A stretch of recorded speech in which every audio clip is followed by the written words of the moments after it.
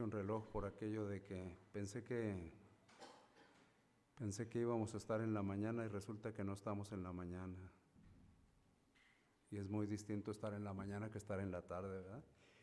Vamos a estar ahí, Marcos 4, del 1 al 20, pero antes de estar en Marcos, pensemos en nosotros, pensemos en nuestra relación con Dios, pensemos que qué quiere Dios hablar a nuestras vidas a través de este pasaje que tenemos aquí. Es un pasaje muy conocido. Ahorita voy a hacer una pregunta, espero que me ayuden con ello. Vamos a orar. Señor Dios, Padre Celestial, en este momento queremos solicitar de parte tuya, Señor, que tú nos abras nuestro entendimiento. Señor, sabemos que hemos leído este pasaje, lo hemos repasado tantas veces, que nos es muy familiar, y de tan familiar pensamos que realmente no tenemos necesidad de volver a abundar en este mensaje, Señor, pero te queremos pedir bendición, queremos pedirte que tú te dirijas a nosotros en este momento y que nosotros podamos ser entendidos de lo que tú quieres de nuestras vidas. Te lo solicitamos por Jesucristo nuestro Señor. Amén. Como les decía, es un pasaje que conocemos, es un pasaje que hemos visto y que vamos a seguir viendo por mucho tiempo porque lleva bendición a nuestras vidas. Leímos Marcos, para no seguir con la corriente que comenzó hace algunas semanas un hermano que venía del extranjero.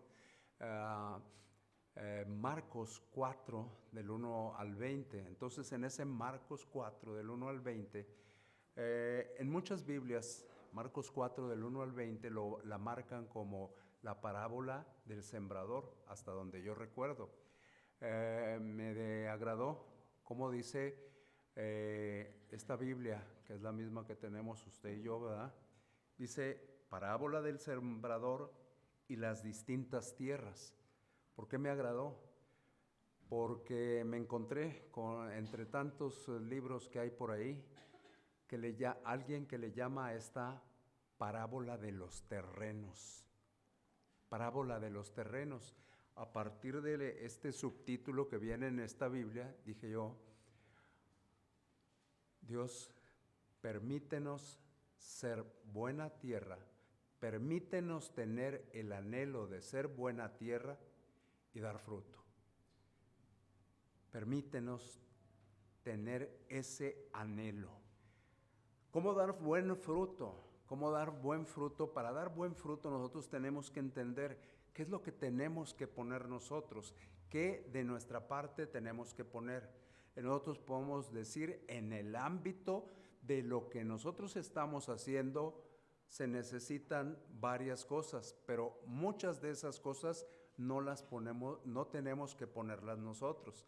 Se necesita la buena semilla y la buena semilla está dada. Se necesita el sembrador y el sembrador ahí está. Entonces, ¿qué es lo que nosotros tenemos que poner?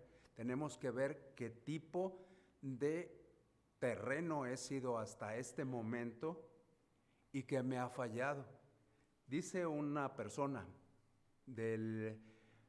un estudioso secular, terapeuta familiar, dice, los triunfadores, para lograr éxito, perseveran en su propósito.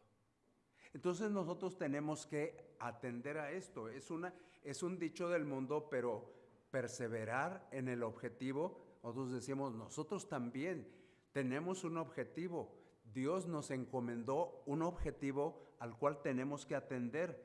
La parábola de los terrenos, tal como decidí tomarla de acuerdo a esta Biblia, la parábola de los terrenos ilustra, primero que nada, una oferta. La oferta que nosotros hacemos cuando compartimos el mensaje de salvación, la oferta del Evangelio, y segundo, la respuesta a esa oferta. Entonces nosotros nos preguntamos cuando hacemos esta afirmación, ¿necesitamos nosotros saber esto? O podríamos decir, ¿por qué necesitamos nosotros saber esto? ¿Por qué necesitamos? porque estamos saliendo de alguna forma, de otra, en diferentes horarios, entre semana, en fin de semana, estamos saliendo y estamos compartiendo el mensaje de salvación. Entonces nosotros tenemos que entender como discípulos de Jesucristo por qué se da el rechazo y la aceptación del Evangelio. Entonces, nosotros es importante para nosotros. Esto sale directamente de una enseñanza de Jesucristo y de una enseñanza tomada a partir del ejemplo agrícola del siglo I, lo que estaba viviendo él. Entonces, el siglo I, ¿y cómo nos puede ser útil hoy? Han pasado demasiados siglos, todavía sigue siendo de utilidad. Tenemos que tratar de entender la situación del siglo I. ¿Cuál era la situación de este pueblo? El pueblo de Israel, ante quienes se dio esta enseñanza. La situación del pueblo es que ellos, como pueblo, como el pueblo escogido de Dios, la nación de Israel, ellos tenían una esperanza. ¿Cuál era la esperanza que tenían?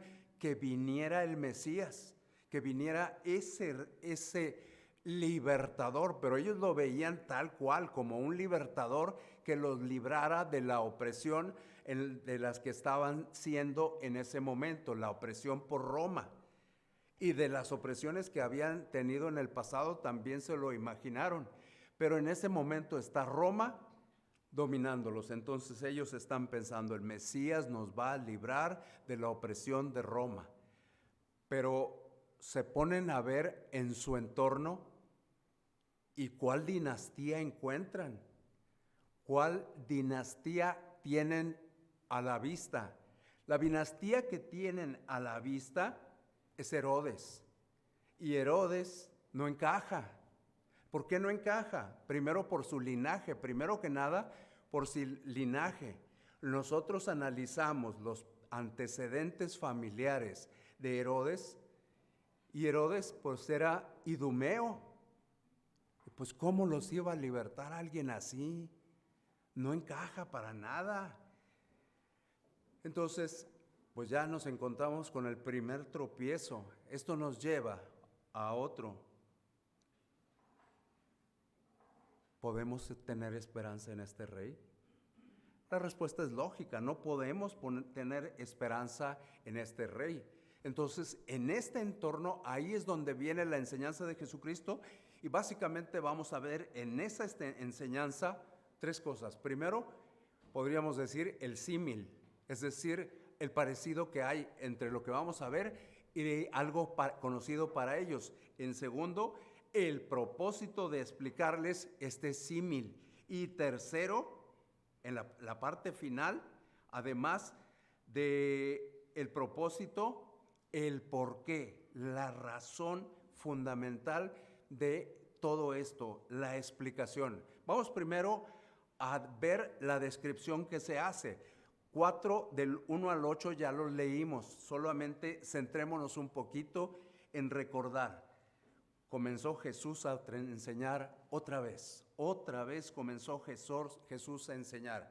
Nos damos cuenta, vemos la historia y vemos esto. El Señor Jesucristo a este momento histórico, Marcos 4, Él era rechazado por los dirigentes políticos y por los dirigentes religiosos. La élite de su tiempo le rechazaba. Sin embargo, el pueblo estaba con él. El pueblo le escuchaba, el pueblo le oía, el pueblo acudía. ¿Por qué? Porque veían las enseñanzas, la autoridad que tenía, y en base a esas enseñanzas, esa autoridad, también atendían a las obras que hacía el Señor Jesucristo, y les llamaba la atención, les sorprendía. Enormes cantidades de gente que iban, y a pesar de todas las circunstancias, ahí estaban. Llegaban, yo voy a imaginarme, llegaban antes de que llegara Jesucristo, antes de que estuviera ahí, va a ir hacia allá, y previamente ahí están. Entonces, ya después llega Jesucristo, están escuchándolo, y lo oyen hasta que termina. No procuran salir antes, no procuran interrumpir nada absolutamente. 4, 1 y 2, no todo, pero ahí les va la parte que quiero compartirles. Se reunió alrededor de él, ¿qué dice? Mucha gente, tanto que entrando en una barca se sentó en ella en el mar y toda la gente estaba en tierra junto al mar. Ahí vemos la afirmación de lo que dijimos, lo que hemos analizado, y luego también seguimos ahí en la misma, y les enseñaba por parábolas muchas cosas. Les enseñaba por parábolas muchas cosas. Sabemos perfectamente la palabra, la conocemos, la hemos oído, tantas veces se nos ha estado mencionando acerca de las parábolas. No me quiero meter en complicaciones. Enseñanzas prácticas, enseñanzas que ellos podían ver y podían de ahí sacar una verdad espiritual. Y el Señor Jesucristo lo primero les dice cuando va a comenzar su enseñanza es una orden. Él no se anda por las ramas. Oíd, escuchen, presten atención, pongan todos sus sentidos en esto que sigue. Esto es importante, tan importante que tengo que darles la instrucción de esto que sigue. Por experiencia, nos damos cuenta, por experiencia, ellos sabían una cosa, ellos sabían perfectamente qué sucedía cuando un sembrador salía al campo. Por experiencia lo habían visto. Aquí está, esperaba que llegara para decir, ella se lo sabe mejor que nosotros, la hermana se lo sabe mejor que nosotros, porque a eso se dedica precisamente su papá. Entonces, perfectamente, los que escuchaban también estaban conscientes de lo que era esto, no les era desconocido, era algo muy claro para ellos. Un sembrador con semilla que iba esparciéndola. Esto nosotros tenemos que atender. Dijimos, anhelar ser una buena tierra. Al principio algo parecido dijimos, ese debería ser nuestra tierra, nuestro anhelo. ¿Cuántas clases de tierra se describen aquí? Aquí se describen 4 clases de tierra. La primera, versículo 4, en muy concreto, junto al camino. Es la primera tierra que está aquí y dice, aconteció que una parte cayó junto al camino y vinieron las aves del cielo y la comieron. Y de ahí nosotros empezamos a entender cómo es ese terreno. Ese terreno junto al camino han pasado muchas personas, han pisado, y al ir pisando, esa tierra se compacta, se hace casi como el pavimento que conocemos actualmente, algo firme, algo duro, algo donde la semilla no penetra. Entonces, nosotros tenemos que darnos cuenta de que esto hace casi imposible que la semilla penetre. ¿Cuándo hemos visto que una semilla en un camino penetre la tierra? Muy pocas. Yo en particular no me he estado fijando en semillas, pero creo que ninguna podría penetrar ese tipo de tierra y aparte, después de penetrarla, echar raíces. Entonces vamos a seguir. La semilla que cayó junto al camino, ¿qué sucedía? Estaba expuesta a todo lo largo del sendero y al poco tiempo sucedía lo que no querían, lo que el sembrador no quería. ¿Qué era lo que no quería, joven? El sembrador cuando sale y cuando esparce su semilla no es para que no dé fruto. El sembrador cuando sale y empieza a esparcir la semilla, oye, yo lo que quiero es que salga, no que se quede ahí tirada, y mucho menos que las aves del cielo vengan y se la coman. No era ese mi propósito. Si fuera ese mi propósito, me voy a la macroplaza, ¿verdad? Ahí está bien.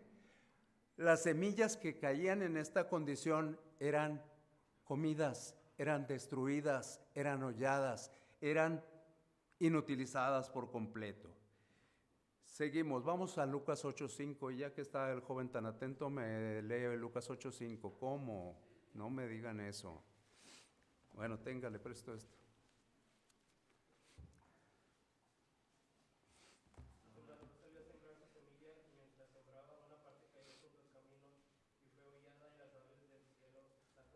Es exactamente la misma descripción que hemos leído en Marcos, exactamente lo mismo. Nos damos cuenta que hay un poquito de ampliación para que nosotros podamos entender. Entonces, ahí está el primer terreno. Y nosotros al final tenemos que analizar nuestras vidas como terrenos, nuestros corazones y nuestros pensamientos como terrenos. Dice acerca del otro terreno, el otro terreno, versículo 5, ya que lo tiene ahí y ya que está tan intenso por seguir, versículo 5 de Marcos 4, no me vaya a leer Lucas. Bueno, como tengo que leérselo entonces, ¿verdad? Dice, otra parte cayó en pedregales, otra parte, y otra vez le preguntamos al joven y nos contesta el joven. Ese era el propósito del sembrador, que cayera en pedregales, definitivamente que no iba a suceder exactamente algo muy parecido. Nosotros tenemos que atender, no está el hermano, no está para, qué bueno que no está para que no me haga preguntas, luego me diría, a ver, ya que usted dio geografía bíblica, explíquenos cómo es la geografía de Israel. Israel tiene una geografía muy especial y muy particular. Es básicamente rocoso, pedregoso. No hay una gran cantidad de terreno fértil por todos lados. Claro que existe, definitivamente que existe, pero podríamos decir que la gran parte es terreno pedregoso. Entonces, ¿qué sucede con esto? Lo que sucede es, caen en terreno pedregoso. Hemos visto el terreno pedregoso, hemos visto semillas que caen en terreno pedregoso. ¿Qué hay debajo de las piedras? Debajo de las piedras es posible que haya tierra y es posible que sea buena tierra, pero también tenemos que entender que al estar en ese tipo de tierra tendríamos que ver qué clase de tierra es esa. ¿Es tierra apropiada? Y nos damos cuenta, la tratamos de analizar y vemos nutrientes, y vemos tipo de tierra, y vemos humedad, y vemos temperatura, y nos damos cuenta, pues no, definitivamente que no. Tratamos de más o menos decir, sí podría, y sí podría por un tiempo, pero resulta que surge y al muy poco tiempo se acaba. Aquello que surgió fue temporal. Entonces nosotros tenemos que atender a esto. No es el propósito entonces, tampoco ese segundo terreno, el segundo terreno de pedregales, no es el ideal para que nosotros sembremos, no era el ideal para el sembrador. La planta brotó y brotó hermosa, podríamos decir, pero finalmente fue temporal. Salido el sol, se acabó. Fue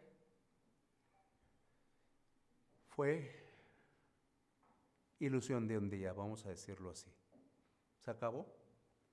Vino el calor intenso, estamos en Israel, y entonces en ese Israel se nos acabó todo. El 6 de Marcos. Pero salió el sol y se quemó, y porque no tenía raíz se secó. Salido el sol, se quemó, porque no tenía raíz. Parecía que podía obtener algo, pero raíz con piedras no es un buen terreno. Si no tenemos raíces adecuadas, ahí tenemos que pensar no solamente en plantas, también tendríamos que pensar en nosotros. ¿Tenemos raíces apropiadas? La planta sin raíz no obtiene nutrientes. La planta sin raíz no da crecimiento, no produce eso que nosotros esperamos, no produce fruto. Tenemos que pensar en plantas, pero eso también me hace pensar en mí. ¿Qué tan profunda es mi raíz? Me estoy anticipando un poquito, esto lo tengo escrito más adelante, pero me surgió en este momento. ¿Qué tan profunda es mi raíz? ¿Es la raíz adecuada? ¿Es la raíz que esperaba el sembrador? Hay otro terreno, 7. Dije, para que tenga algo que hacer. Otra parte cayó entre espinos. Y con eso tenemos. Entre espinos. ¿Qué número es? No, tercer terreno. Junto al camino, pedregales y espinos. Tercer terreno. Entre espinos. ¿Qué pasará aquí? ¿Cómo parecería la tierra? A simple vista puede ser que nos haya parecido una buena tierra, pero nos damos cuenta que estaba infestada de espinos. Y nosotros tratamos de entender lo que nos quiere explicar Jesucristo. Jesucristo nos quiere explicar algo. ¿Qué es lo que nos quiere explicar? A la hermana también le gustan las plantas. ¿Qué es lo que nos quiere explicar Jesucristo? Que hay una competencia ahí. Existe una competencia en este terreno. ¿Entre qué y qué es la competencia? Ahorita lo vemos porque hay una explicación. Nada más vamos a la descripción en este momento. Hay una competencia. Y finalmente, ahora sí, el 8. Pero otra parte cayó en buena tierra. Con eso tenemos. Buena tierra. Ese es el cuarto tenemos. Perdón por cortarte, pero la cuestión es que yo pensaba que era en la mañana y resulta que es en la tarde. Entonces tengo que irme demasiado rápido. Espero poder explicarme apropiadamente. Este terreno, ¿cómo sería? Ahora sí te doy toda la oportunidad de que me lo describas. No le gustan las plantas al joven, ¿verdad? Pero la jovencita de al lado a lo mejor sí. ¿No? Tampoco. A la jovencita de al lado tampoco. Bueno. La buena tierra es, nosotros vamos a la carretera nacional y vamos a poner una planta, vamos a sembrar una planta que me regaló la persona que más aprecio. ¿Qué compro? ¿Piedra bola? ¿Piedra laja? ¿Compro compro mixto? ¿Compro arena número 5? Digo que ahorita que nos estamos poniendo de acuerdo con todo, a tono con todo esto. Pues obviamente no. Las hermanas que tienen sus macetas dicen, no, pido de esta tierra, y no sé de cuál pidan, pero piden una tierra que sea buena. Como no sabemos nada, nosotros los varones diríamos, ¿cómo será la buena tierra? Pues que tenga nutrientes, que absorba el agua, que la retenga por un tiempo. También tenemos que permitir que circule esa agua y tantas cosas más que el papá de la hermana nos explicaría muy bien. Y no la tengo que ocultar, la tengo que poner al sol para que tenga todas las capacidades. Entonces, esa es la buena tierra. Esa es la que nosotros tenemos que estar pensando. Ahorita solamente estamos describiéndola. Una tierra suave, una tierra con profundidad, una tierra que permitiera humedad, que permitiera nutrientes, que permitiera raíces profundas para que esa planta que estamos sembrando crezca y crezca y crezca. Ahora sí el 8. ¿Qué pasó con eso? Pero otra parte cayó en buena tierra y dio fruto. Pues brotó y creció y produjo a 30, 60 y a 100%. Qué simple, qué versículo tan simple. Dio fruto, brotó, creció, produjo. Lo sorprendente aquí es donde nos ayudaría nuestra hermana, más bien su papá. ¿Cuál tierra, cuál buena tierra produce fruto al 100? Lo que esperan los agricultores, los de aquel tiempo y los de este tiempo, que en las mejores circunstancias, en las circunstancias óptimas, el fruto sea al 80. Y me fue de maravilla, fui bendecido enormemente. Pero aquí dice que lo que dice, y produjo en la buena tierra, esa tierra, la cuarta descripción de tierra, a 100 por 1. ¿Qué significa el 100 por 1? Significa algo extra intervino. No fue solamente la buena tierra, no fue solamente una buena semilla, no fue solamente un buen trabajo de un sembrador, fue algo más. En el antiguo Israel eso era lo que esperaban, solo 80% era lo más que podían esperar de un día promedio. Ya ahorita ya nos hizo pensar mucho tanta tierra, tierra por aquí, tierra por allá y tierra más allá.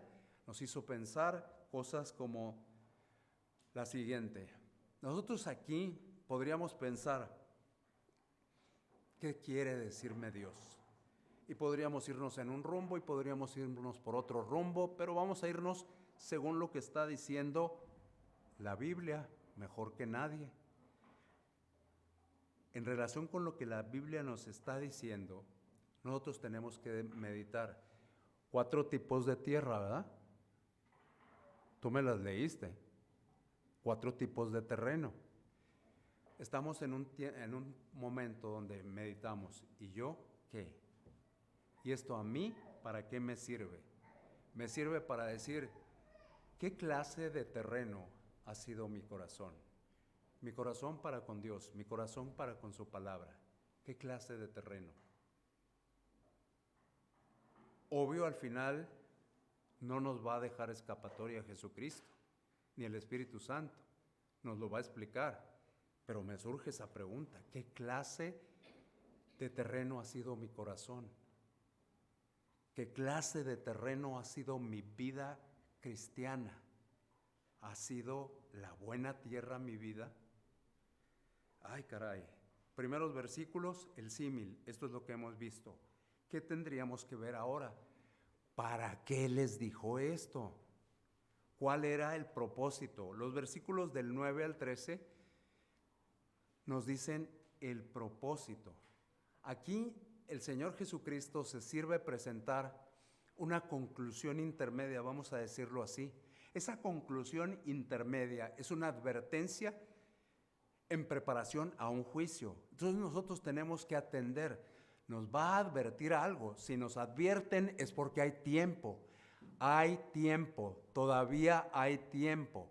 Después de la advertencia viene el juicio. Después, primero, va a haber examen. ¿Cuándo? Dentro de 15 días. ¿Qué tengo que estudiar? Los primeros 18 capítulos del libro. Ya estuvo la advertencia. Llegó la fecha del examen. Juicio. Órale pues. No todos los que oyeron la palabra entendieron la verdad. ¿Por qué? ¿Por qué no todos entendieron? Nos damos cuenta aquí, vamos a seguir, esto sí vamos a leerlo. ¿Qué versículos son, Aarón? ¿Cuál fue el último que leíste? Perfecto, él sigue el 9. Dice, el que tiene oídos para oír, oiga. Cuando estuvo solo, los que estaban cerca de él, con los 12 le preguntaron sobre la parábola y les dijo, a vosotros os es dado saber el misterio del reino de Dios. Ahí me detengo, luego le seguimos. Nosotros tenemos que ver esto. Hay una advertencia de algo que viene hacia adelante. Hay quienes entienden y quienes no entienden. Nos está diciendo a los que estamos aquí, nos dice a ustedes, a nosotros, se nos ha dado a entender lo que antes estuvo completamente oculto, el misterio, lo que antes nadie sabía, ahora lo saben. ¿Por qué? Porque tenemos el Espíritu Santo con nosotros. Ese nos da a entender. La preocupación viene cuando alguien no te estoy viendo a ti, pero tengo que ver a alguien. Mejor volteo y veo acá a Diego, ¿verdad? Para que le caiga a él. Alguien dice, yo no entendí nada. Ahí es, por eso es una advertencia. Porque implica, necesito más de la palabra. Necesito más de Cristo. Necesito más de la guía de Dios. Necesito más del Espíritu Santo. Y les digo algo, todos necesitamos más. No hay uno solo que pueda decir, yo ya la hice, yo ya estoy del otro lado. Hubo quienes entendieron, nosotros debemos entender, pero como es advertencia tenemos una oportunidad. El significado de la parábola a nosotros nos es revelado. Nosotros lo entendemos. Entendemos los de los 4 terrenos, podríamos decir, entendemos 4 corazones, entendemos perfectamente, pero dice, ¿y a los de fuera? Ahí dice, mas a los que están fuera, por parábolas todas las cosas. Ah, caray, ¿cómo? Para que viendo, vean y no perciban, oyendo, oigan y no entiendan, para que no se conviertan y les sean perdonados los pecados.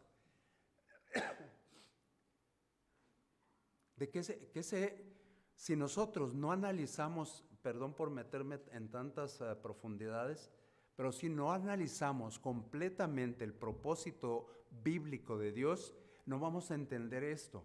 Nosotros tenemos que profundizar y buscarle, porque nosotros hemos leído, y vuelvo a repetir por enésima vez, Dios quiere que todos los hombres sean salvos. Aquí podría aparecer y venir a alguien y decirme, es que Dios quiere que unos se pierdan. Y no es cierto. El propósito de Dios es que todos los hombres sean salvos, de tal forma que nos mostró su amor enviando a su Hijo Jesucristo a morir por mi pecado y por el tuyo. Entonces, aquí nosotros, ¿a quién se está refiriendo? A esos que propiamente son el terreno pavimentado, el terreno junto al camino o el terreno del camino. A esos que manifiestamente dicen, no quiero escuchar el mensaje de salvación. Por eso no entendían, porque voluntariamente ellos estaban diciendo, no me interesa esto. Y luego los discípulos, quienes le entendían, entonces, ¿por qué les hablas por parábolas? Dice Mateo 13:10. Les pido que me crean, que lo revisen, que revisen la grabación. Procuremos que revisar todas las cosas que decimos aquí, porque nos surge una pregunta, le surge al joven de allá atrás, al de la esquina. Entonces, ¿por qué explicar, por qué contar historias, enseñanzas, o como dice ahí, parábolas, sin explicar el significado? Sí explicó el significado doble, primero para los creyentes y luego para los otros, para los de fuera. Pero nosotros tenemos que decir, ante esto, ¿qué me toca a mí? Nosotros somos los que entendemos, nosotros somos los de dentro. ¿Qué me toca a mí hacer con los de afuera? Sabiendo lo que pasa con los de afuera, Colosenses 1, 13 al 14, Eli. Colosenses 1, 13 y 14. El cual nos ha librado de la potestad de las tinieblas y trasladado al reino de su amado Hijo, en quien tenemos redención por su sangre, el perdón de pecados. Cuando nosotros recordamos esto y cuando nosotros nos ubicamos en esto y cuando nosotros pensamos, este jueves yo recibí una excelentísima noticia, una persona por quien yo había estado orando por 30 años, me cuenta, recibí a Jesucristo como el Salvador de mi vida. Después de 30 años dije yo, gracias a Dios, Dios escucha las oraciones. Siempre, siempre. Nosotros tenemos la paga por nuestros pecados. Los de afuera no lo tienen. ¿Qué nos toca hacer? Nosotros hemos recibido el espíritu de adopción, dice Romanos capítulo 8. Hemos recibido el espíritu de adopción de forma tal que podemos decir, Abba, Padre. Ese espíritu es el que nosotros tenemos, ellos no lo tienen. Entonces, y nosotros podemos decir, nuestra ciudadanía no está aquí. Sí, tengo mi IFE, mi INE o lo que quieran, pero esta no es mi ciudadanía. Esto es temporal. Mi ciudadanía es celestial. ¿Y los que están afuera qué? Los que están afuera necesitamos hacer algo muy particular y muy especial con ellos. El Señor Jesucristo repite aquí en este pasaje lo que había dicho en Isaías 6, 9 y 10. Y nos hace esta referencia en el versículo 13. ¿No sabéis esta parábola? ¿Cómo vas a entender las demás? Si no te sabes esta, ¿cómo vas a entender las otras? Si no logras lo simple, si no logras lo sencillo, ¿cómo es posible que trates de hacer las cosas que yo quiero que tú hagas? En un nivel práctico y esencial para los discípulos, les está tratando de entender el mensaje divino es aceptado y es rechazado. Y eso es lo que nosotros tenemos que esperar. El mensaje divino, ese que nosotros llevamos, por unos va a ser aceptado y por otros va a ser rechazado. Nosotros, igual que los discípulos, somos heraldos del Evangelio. Nosotros nos esforzamos humanamente, pero el resultado lo da Dios. Entonces nosotros tenemos que entender qué tengo que hacer con ese mensaje, lo que yo tengo que hacer y tú tienes que hacer y estás haciendo, y de manera sencilla lo podemos decir, está pasando lo mismo que les pasó a ellos. Nosotros hablamos y de 50 a los que hablamos, 7 reciben a Cristo. Pero yo leí en alguno de esos tantos libros que le decía a alguien hace muy poquito, ¿es usted una rata de biblioteca? Sí, sí soy. En uno de esos tantos libros, no te preocupes por los 43 que dijeron que no, gózate por los 7 que dijeron que sí. No te centres en que 43 te rechazaron, hubo 7 que te dijeron que sí. Si fuera uno, ¿te acuerdas, Diego? Si fuera uno, y que ese fuera por quien he orado 30 años, hasta pago porque alguien le hable, hasta pago porque alguien le hable. Los de fuera necesitan lo que nosotros tenemos, pero los ángeles no van a venir a hablarles. Nosotros tenemos que hacerlo. Gracias a Dios porque lo estamos haciendo. Lo estamos haciendo de diversas formas. No estamos participando todos, pero dijimos, advertencia. Tenemos el anuncio. Hay que hacerlo. Hay que hacerlo porque luego del anuncio viene el examen, ¿verdad? Dijimos por ahí, con los 18 primeros capítulos de quién sabe qué libro. Entonces,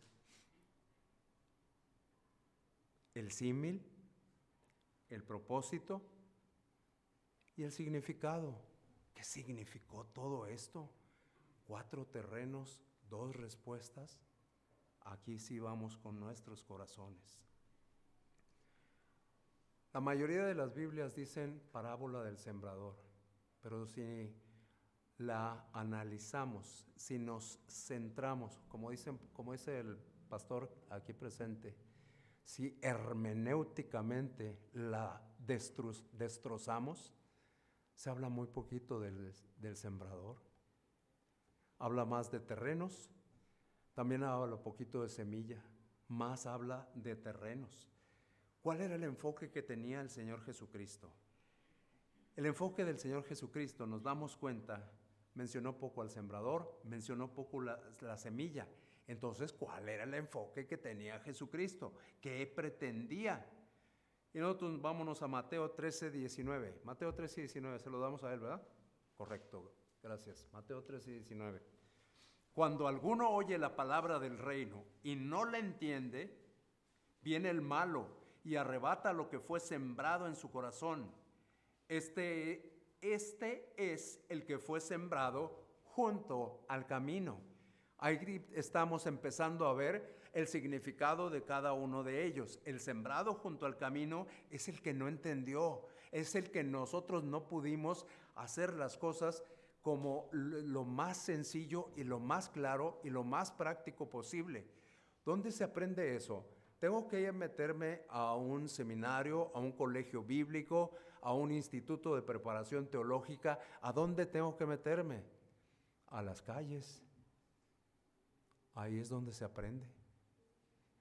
Ahí es donde se aprende a dar el mensaje sencillo. ¿Que se tarda uno? Sí, sí se tarda. Yo ayer me puse una tachita, o varias, no sé cuántas. El Señor quiere prepararnos. El Señor estaba preparando a sus discípulos y a nosotros nos está preparando. ¿Para qué? Al joven. ¿Para qué? Exactamente. Siempre me sorprendes por tus atinados y certeros comentarios. Para esperar 4 terrenos. Para esperar 4 respuestas. Esta que vimos podría ser la primera. ¿Cómo le llamarías tú a cada una de estas respuestas? Podríamos llamarle los indiferentes, los superficiales, los mundanos y los fructíferos. O algunos podríamos decirle los receptivos. Vemos en el 15, los indiferentes. Y estos son los de junto al camino, en quienes se siembra la palabra. Después la oyen, enseguida viene Satanás y quita la palabra que se sembró en sus corazones. Tierra dura, sin cultivar, pavimento donde no era posible que penetrara la semilla. Propicio para ser devorado por las aves del cielo. Propicio para ser devorado por el enemigo. Endurecidos totalmente. Esos son estos de los que estamos hablando. ¿Por qué reciben el evangelio negativamente? Porque están endurecidos. ¿Qué nos toca hacer? Porque tenemos endurecidos en nuestra casa. Orar por ellos. Y tal como esa oración que les compartía, para mí una bendición. Así tenga que orar 30 años. Hemos sabido de oraciones de ese tiempo y más. Vamos a orar el tiempo que sea necesario. Hay que recordar, el enemigo va a usar todos los medios disponibles para quitar de en medio de ellos la palabra. El obstáculo que tuvieron los discípulos del Señor Jesucristo, ¿cuál fue? El sistema religioso. En este tiempo también vamos a estar en condiciones como esas, el sistema religioso. Nosotros tenemos que tener cuidado incluso de no darle a nuestra estructura la forma de sistema, la forma de legalismo. Tenemos que cuidar, por sobre todas las cosas, de mostrar amor. Mostrarle amor a los perdidos. Dijeron una palabra, no sé si ahorita en la tarde o en la mañana, dejar la hipocresía a un lado. Luego vinieron los superficiales, que están en los versículos 16 y 17, los que fueron sembrados en pedregales, oyeron la palabra, la recibieron con gozo, pero sin raíz. La recibieron con gozo, pero sin raíz. Cuando nosotros vemos esto, es Hubo una emoción inicial, pero en una instancia final rechazaron el evangelio. Externamente parecía, vamos bien. Mira cómo se emocionó, mira esas lágrimas. Está plenamente convencido de su necesidad del Señor Jesucristo. Los sentimientos fueron afectados, los sentimientos, pero las convicciones no fueron transformadas. Las convicciones no hubo nada en relación con ello. No hubo arrepentimiento, no hubo fe, no hubo convicción, no hubo sinceridad en lo que se hizo. Después vinieron los mundanos. En los mundanos vemos 18 y 19, sembrados entre espinos, oyen la palabra, los afanes de este siglo y el engaño de las riquezas y las codicias, entran y ahogan la palabra y se hace sin fruto. Porque para no ponerme nervioso, déjenme apagar esto. Se hace sin fruto. ¿Qué podemos, cuando nosotros entendemos los mundanos, se me hace, caray, me está tirando pedradas a mí? No, la palabra de Dios dice que estoy dividido, que estoy recibiendo el mensaje de Dios, pero que estoy pensando, la cuenta de Coppel, ¿qué otra cosa? ¿Qué otra deuda? ¿Quién es el deudor? No vino. La cuenta de Coppel, el agua, comisión, el teléfono, el colegio, la escuela, los libros y mil cosas. Estamos divididos. Jesucristo nos pide, quiero ser tu prioridad. ¿Estamos dispuestos a que Jesucristo sea nuestra prioridad? ¿Qué pasó ahí? La maleza brotó y asfixió la buena semilla. Para nosotros, nos damos cuenta que no tenemos la esencia, lo singular de una relación con Cristo, esencial y vital. Parece haber en nosotros lo que nos piden que haya, pero la relación vital con Cristo, quien la conoce es Cristo. ¿Existe una relación vital con Cristo? Cristo la conoce. Yo puedo juzgarte, tú puedes juzgarme, pero tu juicio y el mío están mal. El único que es justo es el de Jesucristo. Él nos dice, para que no andemos entre Coppel y Cristo, nos dice, no hagáis tesoros en la tierra. ¿Qué te afanas? ¿Qué te preocupas? Haz tesoros en el cielo. Ahí ni el óxido, ni la polilla, ni el orín, ni la devaluación afectan. No ames al mundo, dice Primera de Juan, no ames el mundo, ni las cosas que están en el mundo. Si alguno ama al mundo, el amor del Padre no está en él. Todo lo que hay en el mundo, los deseos de la carne, los deseos de los ojos y la vanagloria de la vida, no son del Padre, son del mundo. Y finalmente tenemos, gracias a Dios, dice Aarón, gracias a Dios porque dijo finalmente. Finalmente tenemos el último versículo, pero es el más largo. La buena tierra, los fructíferos. Ese es el que lleva media hora a explicarlo. 3 tipos de terrenos previos y viene el cuarto.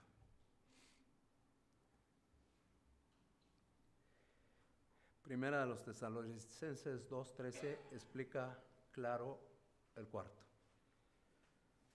Por lo cual también nosotros, sin cesar, damos gracias a Dios de que cuando recibisteis la palabra de Dios que oísteis de nosotros, la recibisteis no como palabra de hombres, sino según es en verdad la palabra de Dios, la cual actúa en vosotros los creyentes.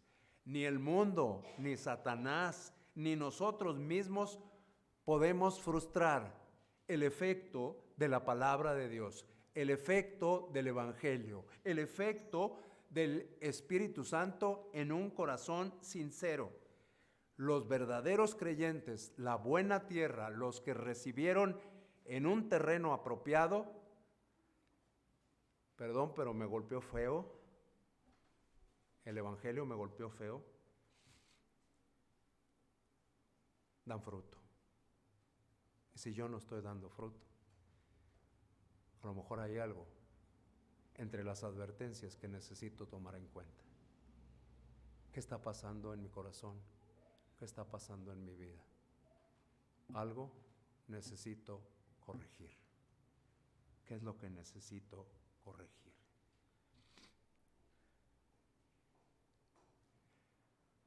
Toda esta enseñanza nos lleva a una cosa. Aquí está descrito. Aquí somos muchas personas, pero déjenme decirles, solo hay 4 corazones aquí. Entre todos nosotros solo hay 4 corazones. Habría que preguntarle a Dios, porque solo Dios nos puede revelar eso. ¿Qué tipo de corazón es mi corazón? ¿Qué tipo de terreno soy yo para ti, Señor Dios? ¿Qué tipo de vida estoy llevando? ¿Indiferente? ¿Cuál era el otro?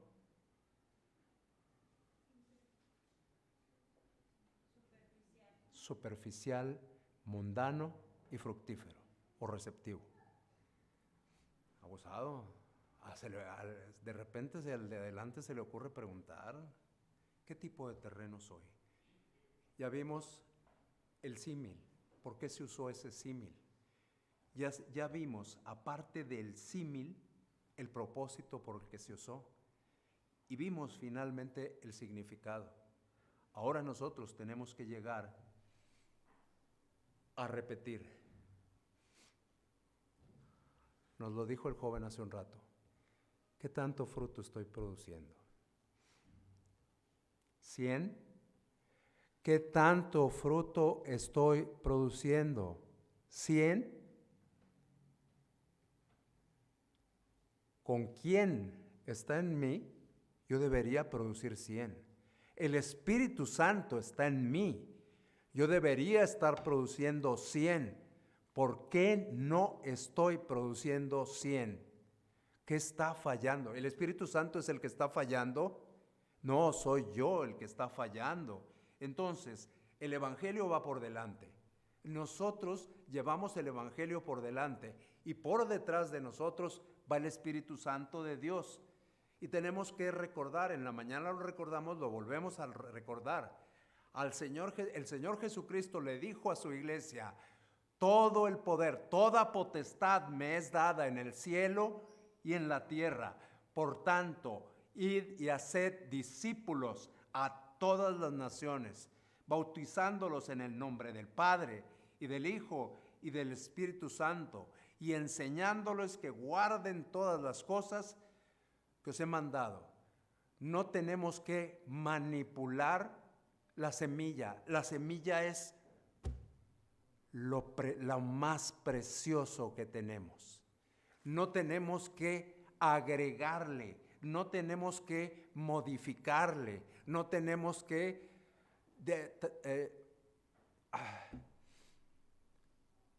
desvirtuar, no tenemos que desvirtuar lo que pretendemos. Estamos compartiendo el mensaje y el resultado es del Señor, pero tengo que ir. Los ángeles no pueden venir. El Señor va a venir en su momento, pero a otra cosa. El Espíritu Santo está con nosotros, pero está tratando de convencernos. Hay que movernos, hay que ser obedientes. ¿Seremos o seré indiferente? Como les decimos cuando compartimos los folletos, el Evangelio, la decisión